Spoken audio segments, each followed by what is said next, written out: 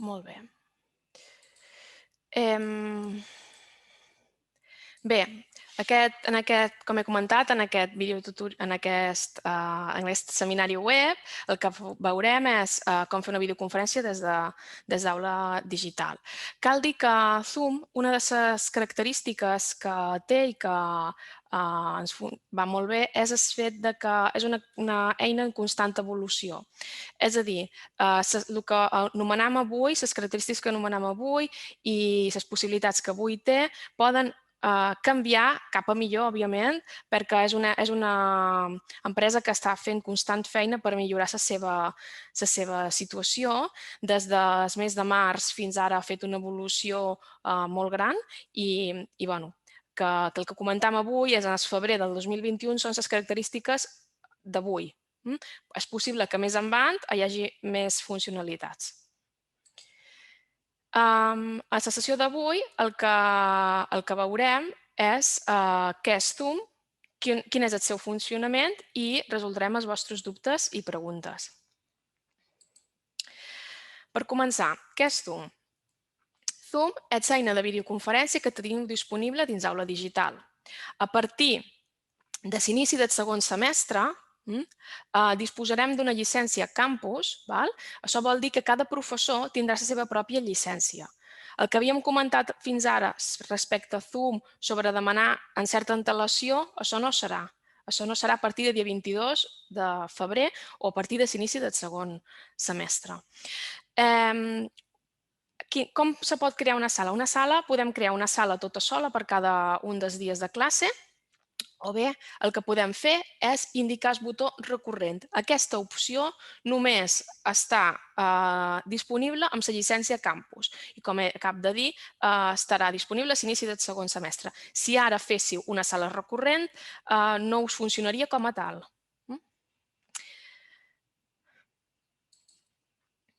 Com es creen les sales? Segur que molts de vosaltres ja ho heu fet, perquè ja sigui per fer una visualització remota d'alumnes durant un examen o perquè ja heu tingut alguna experiència en Zoom, però per si algú no ho sap, per crear una sala de Zoom se fa com qualsevol altra activitat o recurs que vulguem incloure dins Aula Digital. Simplement hem d'activar l'edició, com fem quan volem afegir qualsevol element, i des de la icona afegeix una activitat o un recurs, se'ns obre les opcions que tenim a una finestreta i triam reunió Zoom i clicam afegeix.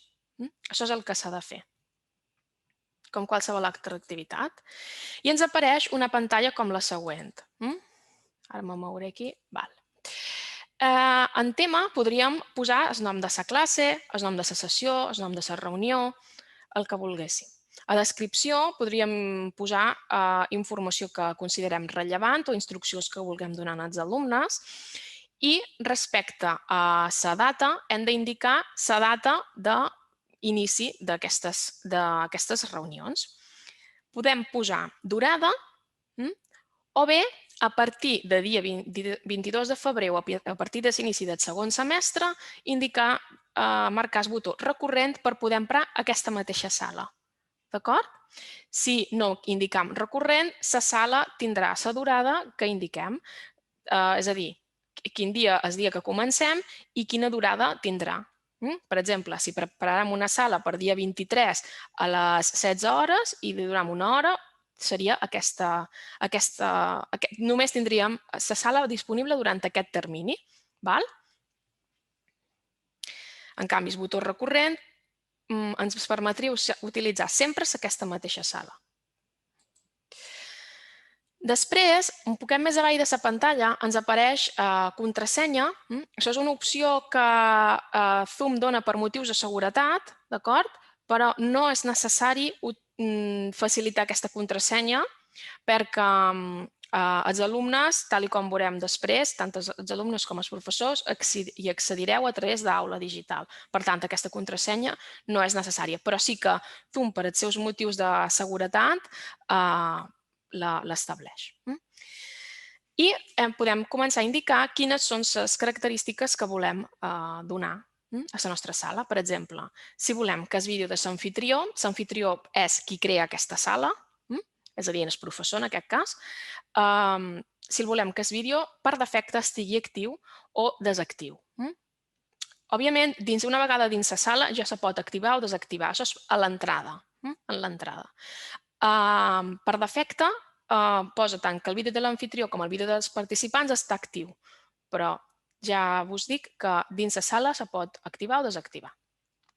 Respecte a les opcions d'àudio, el que ens ve preestablert és l'opció més recomanable, perquè si algun alumne s'hi connecta a través d'un dispositiu mòbil o d'una tablet o s'hi connecta des d'algun altre dispositiu, aquesta és l'opció que és més recomanable. Per tant, aquí millor no tocar res. També podem fer que l'àudio estigui silenciat en entrar-hi. Això vol dir que quan un alumne entra dins la sessió, en principi surt el seu micròfon silenciat, no surt actiu. I respecte a les opcions de la reunió, tenim habilita uniu-vos abans que l'amfitrió. Això és per aquests casos en què, per exemple, per una classe que tinguem, no ens fa res que els nostres alumnes entrin abans que nosaltres. Si no ens fa res, ho podem deixar desmarcat. Si preferim nosaltres ser els primers en entrar dins una sala de Zoom, als alumnes els que els apareix, quan això ho tenim marcat, és que quan volen entrar a la sala els diu espereu a que l'amfitrió iniciï la sessió. I els surt com una pantalleta d'espera i en el moment en què entra l'amfitrió, que és el professor, hi accedeixen. També tenim l'opció d'habilitar una sala d'espera. Una sala d'espera és una, com el seu propi nom indica, és una sala que no és la sala de la reunió on els alumnes estan pendents de que l'amfitrió, el professor, els doni accés a la sala. Si ho tenim habilitat, nosaltres com a professors el que rebem és que tal persona demana entrar dins la sala i nosaltres hem de donar permís cada vegada. Si això no ho volem tenir, ho podem tenir deshabilitat. I la tercera opció és convenient que la tinguem deshabilitada sempre. Això de només els usuaris autenticats no ho hem de tenir deshabilitat sempre, perquè penseu que els alumnes no estan registrats dins Zoom, estan dins aula digital. Per tant, donaria problemes si marquéssim aquesta opció per accés als alumnes. També una opció que tindrem habilitada quan tinguem ja la llicència campus, que la tindrem a partir del segon semestre, és el tema dels anfitrions alternatius.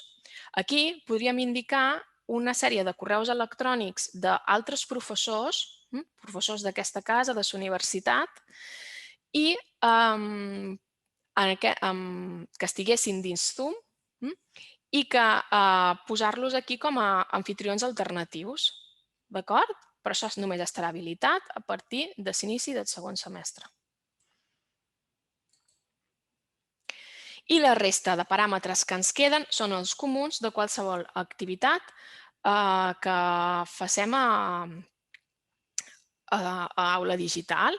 Si volem restriccions d'accés, si volem altres paràmetres, ocultar una activitat, el que sigui, com la resta d'activitats. Quan ja ho tenim tot omplert, simplement desam els canvis i tornem al curs. I ara ja sí, passarem al funcionament de la sala. Quan ja tenim la sala creada, dins aula digital ens apareix una icona com aquesta. La icona de Zoom és aquest cercle blau amb un dibuix d'una càmera dins i el títol de l'activitat que nosaltres li haguem posat. Tant els professors com els alumnes hi heu d'accedir a través d'aquesta icona. D'acord? Quan cliquem aquesta icona i si coincideix amb el dia, en l'hora i data de la reunió que tenim programada, ens surt com a professors comença la reunió amb botó verd. En els alumnes els hi surt uneix-te a la reunió. Si no estem en el dia i hora programats, no ens apareix res. En aquest apartat, després ho veurem més en detall, però ens apareix un resum de les característiques de la nostra sala. Per exemple, també l'enllaç de convidat, però després hi passarem. Quan ja hem clicat Comença la reunió, estem dins Zoom, com estem ara mateix. Vosaltres, a la part inferior d'aquesta pantalla ara que estem reunits, teniu tota una sèrie de característiques. No teniu tantes com les que vos apareixen aquí en aquesta diapositiva, perquè això només ho té l'anfitrió. En aquest cas, l'anfitrió som jo i, per tant, m'apareixen més opcions. D'acord? Però, bueno, veurem quines són cadascuna d'aquestes funcionalitats i característiques que podem tenir a Zoom d'una en una. Anirem d'esquerra a dreta. Respecte a el primer que trobam a l'esquerra és silenciar micròfon, habilitar micròfon, silenciar i habilitar micròfons i habilitar o aturar vídeo, com qualsevol eina de videoconferència, d'acord? Si volguéssim aturar el vídeo, simplement clicant damunt silenciaríem el nostre àudio. Després, una de les coses que tenim que és important és el tema dels participants. Com a participants només tenim un anfitrió. L'anfitrió és la persona que gestiona tota la sala. És el creador d'aquesta sala i pot fer tot. I d'anfitrió només en tenim un. Tenim el qui crea la sala pot gravar la sessió, pot silenciar, enviar enllaços de convidat, canviar rols d'alumnes, d'acord? Aquesta és la persona que crea la sala. I des de participants podem veure la resta de persones que estan dins Zoom. Si obrim la llista de participants com a anfitrions o com a coanfitrions fins i tot, veiem el seu nom i també si tenen el micròfon obert, tancat, la càmera, etc. Si en el cas que volguéssim canviar el rol a algun alumne o algun professor que ens ha d'acompanyar durant aquesta sessió, el que podem fer és anar damunt el nom d'aquest alumne des de participants i en el botó més triar l'opció Hacer coanfitrión. Això seria l'opció. També en els casos que, per exemple, convidem a un professor expert o tinguem algun company que ens ajudarà en la gestió de la sessió, el podem fer coanfitrió. Després també tenim el xat. En el xat podem enviar missatges en general, en privat, podem transferir arxius, és a dir, enviar un arxiu, i els alumnes també ens poden enviar un arxiu. Si volguéssim canviar aquestes opcions, també això seria possible. Aquestes opcions, aquestes característiques més avançades també les veurem a diferents ajudes que creem o a la pròxima sessió que facem, etc. Però es podria modificar. Llavors, a la part central del nostre menú tenim l'opció Compartir pantalla.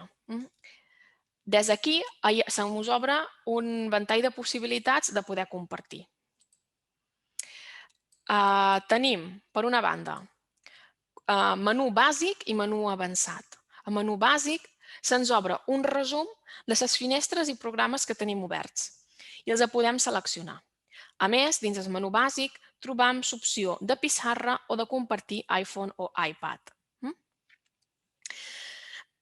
També recordeu que, al igual que amb altres eines de videoconferència, en el cas que vulguem compartir un vídeo, és necessari que, tal com surt en el canter inferior esquerre, cliquem Compartir sonido de la computadora o Compartir audio de l'ordenador per poder que els alumnes sentin el vídeo que posem. I també optimitzar el clip de vídeo també és interessant. Llavors, quan ho tenim seleccionat, li donem el botó Compartir i així compartiríem. Si volem compartir tota la pantalla, triaríem compartir pantalla. Si volem compartir només un document o un Drive o una presentació de PowerPoint o el que sigui, només triaríem aquell. Val?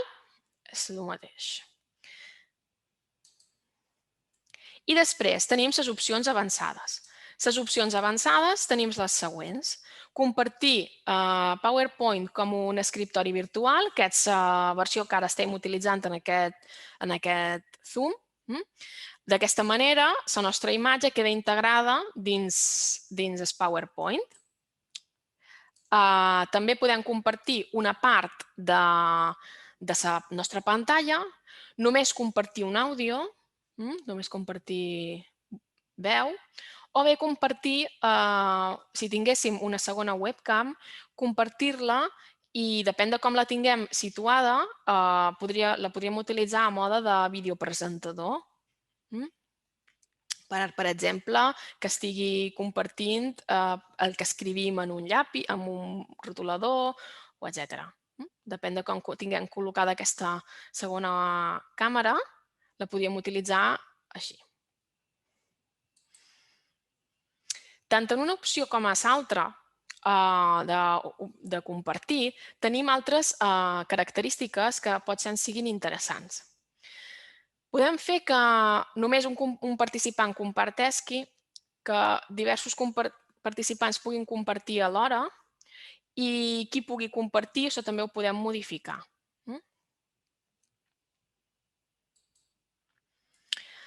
Una altra de les opcions que trobem dins aquest menú de Zoom és l'opció de poder realitzar votacions o sondejos. Aquestes votacions, quan cliquem el botó votacions, ens obre una web i podríem afegir una votació. Podríem fer un títol, li posaríem un títol, indicaríem si aquesta votació ha de ser anònima o no i escriuríem la pregunta. I podríem afegir unes quantes preguntes, d'acord? Així llançaríem una enquesta en directe. Aquesta enquesta seria per respondre en directe i després podríem veure els resultats i compartir-los.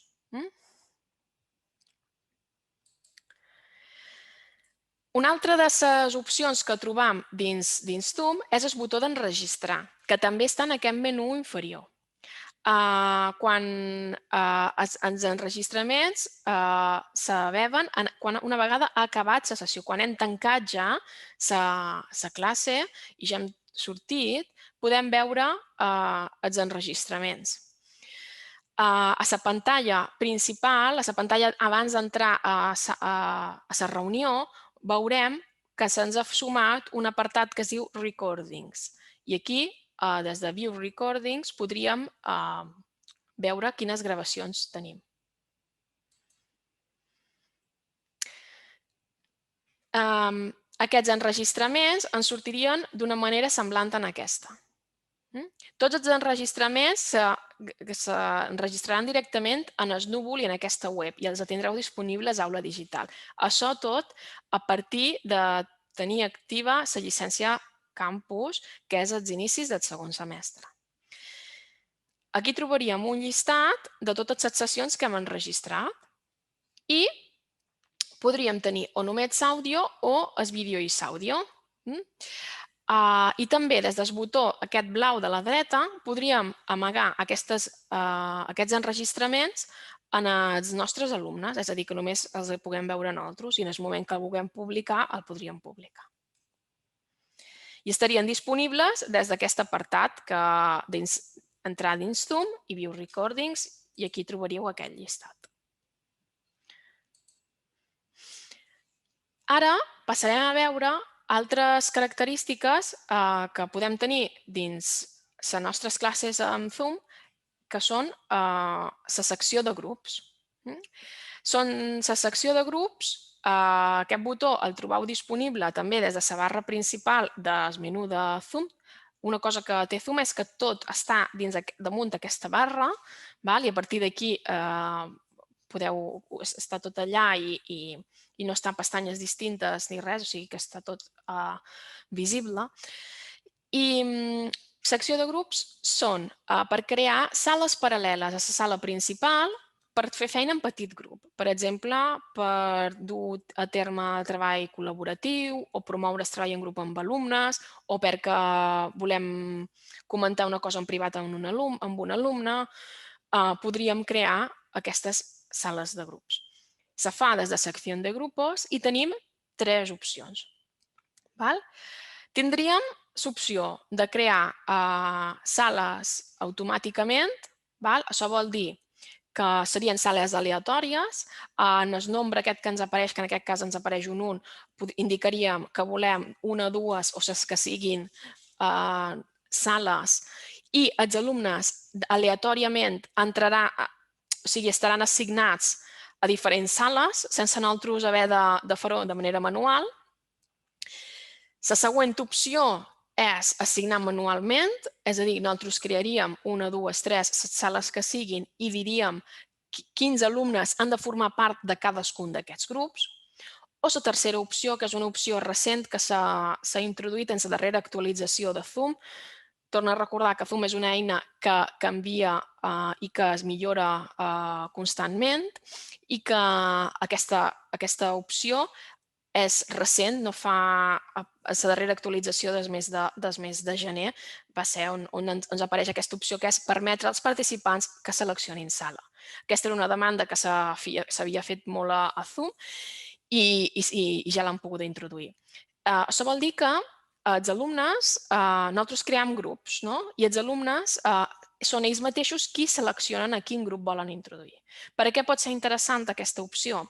Per exemple, per a aquelles assignatures en les que promoveu molt el treball col·laboratiu o la feina en grup i que els alumnes treballen en grup i aquests grups són estables al llarg de tot el semestre, per no haver de fer-ho nosaltres manualment, així nosaltres crearíem els grups i cada alumne sabria de quin grup forma part, de l'1, del 2, del 3, del 4, i anaria entrant per ell mateix dins la sala. Això seria la tercera opció. Ara veurem més cosetes sobre els grups.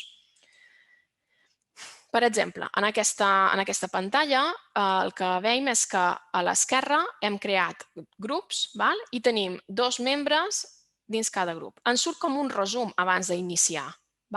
Fins que no clicam iniciar totes, no començam, però ens surt qui anirà dins cada grup en el cas que ho haguem fet aleatòriament o si ho hem fet automàtic, si ho hem fet manualment ja sabem qui forma part de cada grup, però igualment ens apareix aquest resum. I en el moment que li donem a iniciar totes és quan els alumnes poden entrar o bé entren automàticament dins cada sala. Des de les opcions de les sales podem permetre que els alumnes se canviïn de sala, que se moguin automàticament, que si, per exemple, donem un temps establert, per exemple, us dono 5 minuts perquè xerreu sobre una temàtica concreta. Han passat aquests 5 minuts, tornareu a la sala principal. Podem establir que el temps ja és preestablert. Per exemple, donarem 5 minuts, farem grups i en els 5 minuts les sales se tancaran automàticament i tots els alumnes passaran a la sala principal. Per exemple, ho podem fer així. També una altra opció que tenim és que quan nosaltres tancam els grups com a professors, als alumnes els hi surt el professor ha tancat els grups. Torna a la sala principal. Si no ho fas pel teu propi peu, aquesta sala se tancarà per defecte surt 60 segons, però podíem establir 10 segons, 20 o els que vulguem. I a partir d'aquí podríem moure. En el cas que creem grups manuals, hauríem d'assignar cada membre dins cada grup. I per ara això és el que hi ha. Ja us dic que és una eina que evoluciona constantment i podria evolucionar un poquet més. Per assignar, quan clicam a assignar, se'ns obre les persones que podem assignar dins cada grup i podríem seleccionar i posar-les, si ho féssim manualment. Aquesta és una situació que pot ser comú, per exemple, per tenir una xerrada privada amb alumnes i que la resta d'alumnes quedi a la sala principal, per exemple, doncs seria una possibilitat. Llavors, quan tenim les sales, veiem com queda membres allà i quan ho tenim assignat, com us he dit abans, fins que no donem a iniciar totes no comencen els grups. També nosaltres, com a professors, quan ja els grups ja els han donat a iniciar totes, nosaltres quedem a la sala principal. L'amfitrió queda a la sala principal. Què pot fer aquest professor de la sala principal? Quedaria, d'acord? Però si considera que s'hi ha d'unir, hi pot entrar. Si vol anar passant per petits grups, s'uneix dins aquests grups.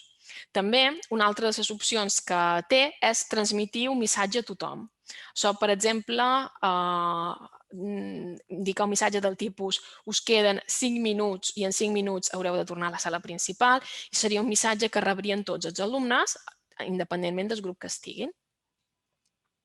O bé, si volem aturar els grups, haurien de fer detener totes les sessions. Quan som dins el grup, una pregunta que a vegades ens fan alguns professors, els alumnes tenen la possibilitat de demanar ajuda a l'amfitrió, o sigui, de demanar ajuda al professor. Quan un alumne està dins el grup, li surt un botonet per demanar ajuda. I així el professor podria entrar dins la sessió.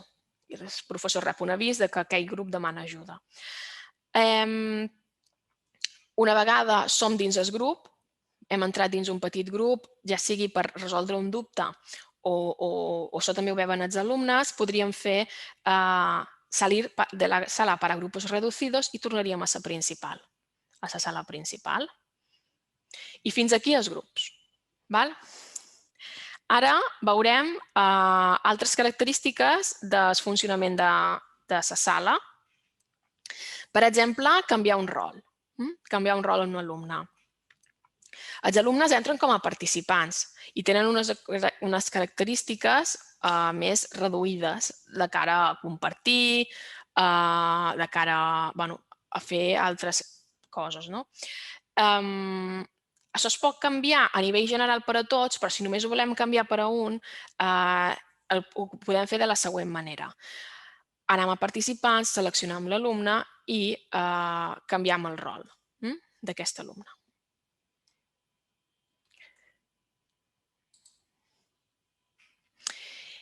Ara veurem on està l'enllaç de convidat. Com ja us he comentat en l'inici d'aquesta sessió,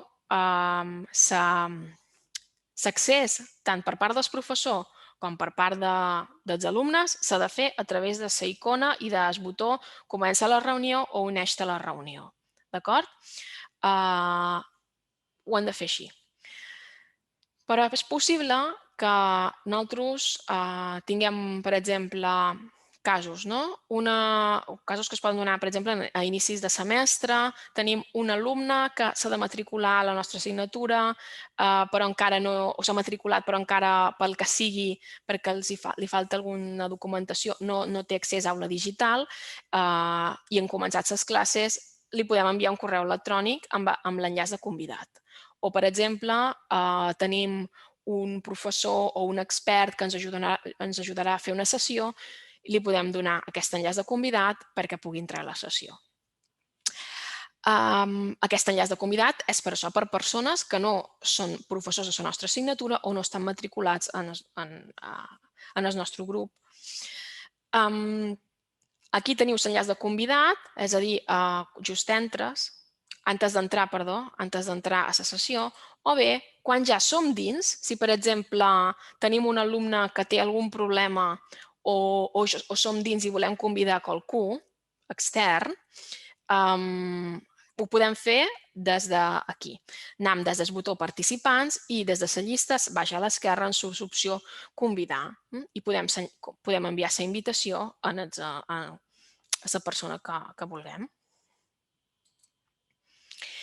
I fins aquí un poc la xerrada que hem fet avui.